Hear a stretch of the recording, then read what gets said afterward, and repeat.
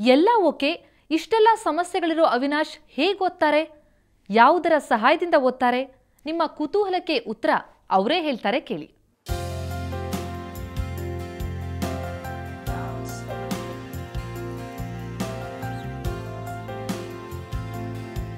ಈ ಕಂಪ್ಯೂಟರೇ ಅವಿನಾಶ್ಗೆ ಸಂಗಾತಿ, best friend. ಯಾಕಂದ್ರೆ ಅವಿನಾಶ್ನಿಗೆ ಓದಬೇಕು ಅಂದ್ರೆ ಯಾರಾದರೂ ಸಹಾಯಕ್ಕೆ ಬರಲೇಬೇಕು. ಇನ್ನು ಬರೆಯೋದು ಅವಿನಾಶನಿಗೆ ಕಷ್ಟದ ಕೆಲಸ. ಹಾಗಾಗಿ ಅವಿನಾಶ್ ಹೇಳುವ ಎಲ್ಲಾ ಕೆಲಸವನ್ನು ಈ ಕಂಪ್ಯೂಟರ್ ಮಾಡುತ್ತೆ. ಈ ಕಂಪ್ಯೂಟರ್ನಲ್ಲಿ ಅವಿನಾಶ್ಗೋಸ್ಕರವೇ ಒಂದು ಸಾಫ್ಟ್ವೇರ್ ಇನ್ಸ್ಟಾಲ್ ಮಾಡಲಾಗಿದೆ.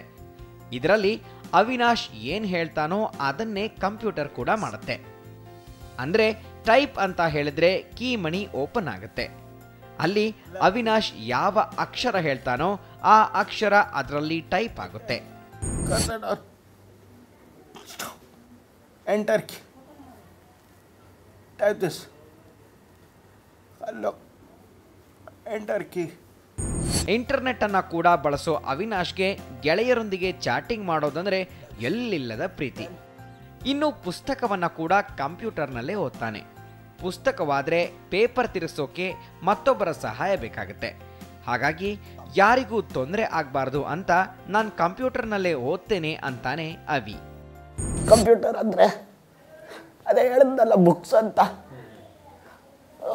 ಈಗ ನಾನು ಹಾರ್ಡ್ ಕಾಪಿ ಯೂಸ್ ಮಾಡಿದ್ರೆ ಬೇರೆದವ್ರಿಗೆ ಹೆಲ್ಪ್ ಮಾಡಬೇಕಾಗುತ್ತೆ, ಪೇಜ್ ಟರ್ನ್ ಮಾಡೋಕ್ಕೆ.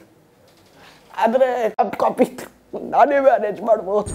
ಇನ್ನು ಅವಿನಾಶ್ ಬೆಳೆದಂತಹ ಸ್ಪೆಸ್ಟಿಕ್ ಸೊಸೈಟಿ ಸಂಸ್ಥೆಯ ಸಹಾಯಕ ನಿರ್ದೇಶಕರು ಅವಿನಾಶ್ ಬಗ್ಗೆ ಹೇಳೋದು ಹೀಗೆ. ನಮ್ಮದೆಲ್ಲ ಫೇವ್ರೆಟ್ ಸ್ಟೂಡೆಂಟ್ ಅವನು. ಚಿಕ್ಕದಿಂದನೂ ತುಂಬ ಕಷ್ಟಪಟ್ಟಿದ್ದಾನೆ. ಅದರಿಂದ ಎಲ್ಲ ಪಾಸಿಟಿವ್ ಥಿಂಕಿಂಗ್ ಅವನು. ಯಾವತ್ತೂ ನಾನು ಮುಂದೆ ಬರಬೇಕು, ಓದಬೇಕು, ಕಲಿಯೋದ್ರಲ್ಲಿ ತುಂಬ ಅವನಿಗೆ ಆಸೆ ಇತ್ತು.